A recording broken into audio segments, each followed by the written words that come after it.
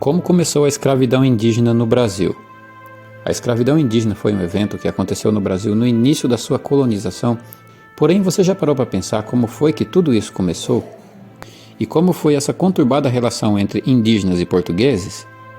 É o que você vê agora. Se gostar do vídeo, deixe seu gostei, se inscreva no canal e vamos ao vídeo de hoje. A escravidão indígena existe desde o início da colonização portuguesa no Brasil. Ocorreu antes da exploração da mão de obra africana durante todo o período do Brasil colônia. No início da colonização, a mão de obra indígena era utilizada na extração do pau-brasil. Os indígenas eram recompensados com o escambo de alguns objetos, tais como facões, espelhos e até aguardente. Posteriormente, os indígenas passaram a ser capturados e empregados em pequenas lavouras ou no cultivo de produtos alimentícios. Como os escravos africanos eram caros demais para aqueles que possuíam terras e a demanda por mão de obra somente crescia, a escravidão indígena tornou-se uma alternativa. Os senhores de engenho passaram a recorrer à escravidão dos indígenas por meio de expedições conhecidas como bandeiras de apresamento. Entretanto, impedimentos legais foram surgindo a partir do século XVI. Conforme a lei, o índio somente poderia ser escravizado em situações de guerra justa, ou seja, quando eram hostis aos colonizadores. Apenas o rei poderia decretar uma guerra justa contra uma tribo, apesar de que governadores de capitanias também tenham causado esses conflitos, propositalmente. Além disso, outra forma de obter escravizados indígenas era comprando os prisioneiros de conflitos entre as tribos, na chamada compra à corda. Contudo, como os indígenas eram considerados súditos da coroa portuguesa, escravizá-los era relativamente polêmico. Mesmo assim, era legalmente possível e foi prática recorrente até o final do século XVIII. De modo a inserir o índio no processo de colonização, os portugueses recorreram a 3 métodos. O primeiro consistia na escravização pura e simples, na base da força, empregada normalmente pelos colonos.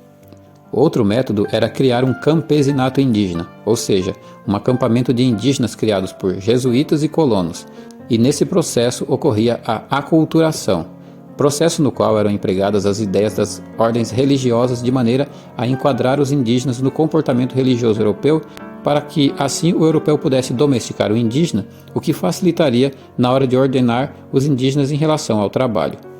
E o terceiro buscava a integração gradual do índio com o trabalho assalariado, medida adotada tanto pelos leigos como pelos religiosos. Durante todo o século XVI e início do século XVII, os portugueses aplicaram simultaneamente esses métodos. Naquele momento consideravam a mão de obra indígena indispensável aos negócios açucareiros. A coroa portuguesa ficava dividida. Considerando os indígenas como súditos, era legal e moralmente inaceitável escravizá-los. Mas a realidade do processo produtivo fazia com que a mão de obra dos indígenas fosse explorada. O valor da colônia centrava-se cada vez mais na grande produção açucareira e esta, por ser lucrativa, exigia um grande contingente de trabalhadores escravizados. Como no Brasil havia grande possibilidade de utilizar o indígena como mão de obra, e os senhores de engenho não dispunham de recurso suficiente para importar os africanos, a melhor opção era mesmo a mão de obra indígena.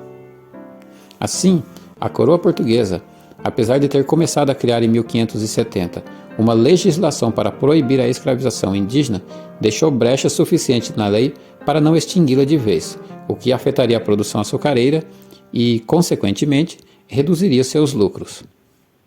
O período de 1540 a 1570 marcou o auge da escravização indígena nos engenhos brasileiros, especialmente naqueles localizados em Pernambuco e na Bahia.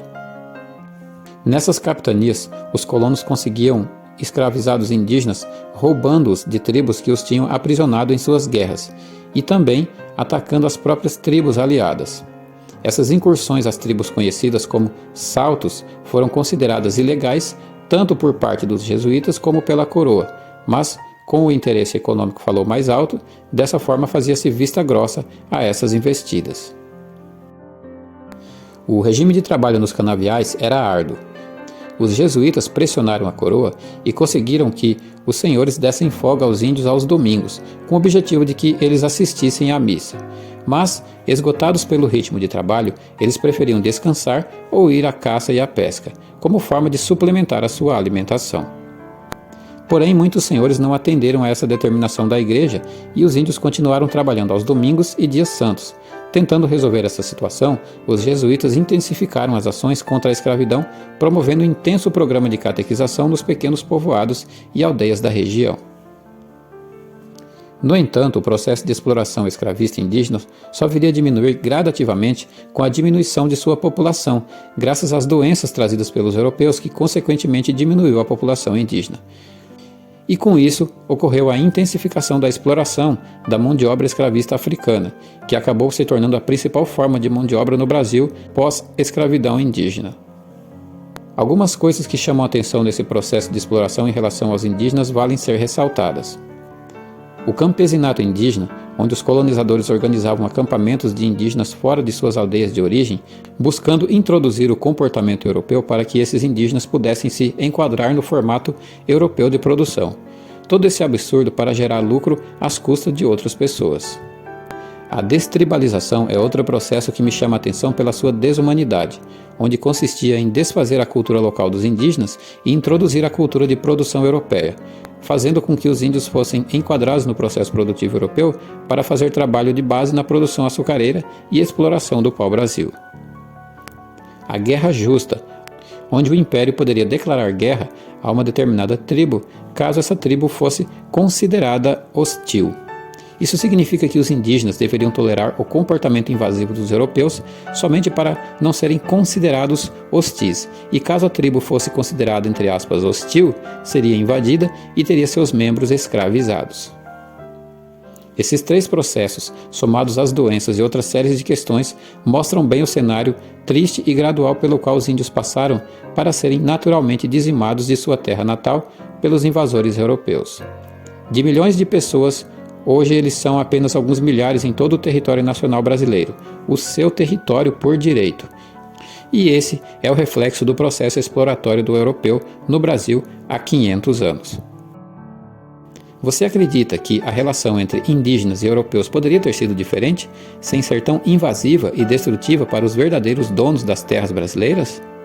Deixe sua opinião aqui embaixo nos comentários, que é muito importante. E deixe também a sua inscrição e o seu gostei, caso você tenha chegado até aqui no vídeo e, claro, tenha gostado do vídeo. Vai aparecer aqui no final do vídeo uma playlist exclusiva sobre a escravidão no Brasil, para você que está interessado no assunto. Agradecendo então a sua atenção, eu espero você na próxima memória.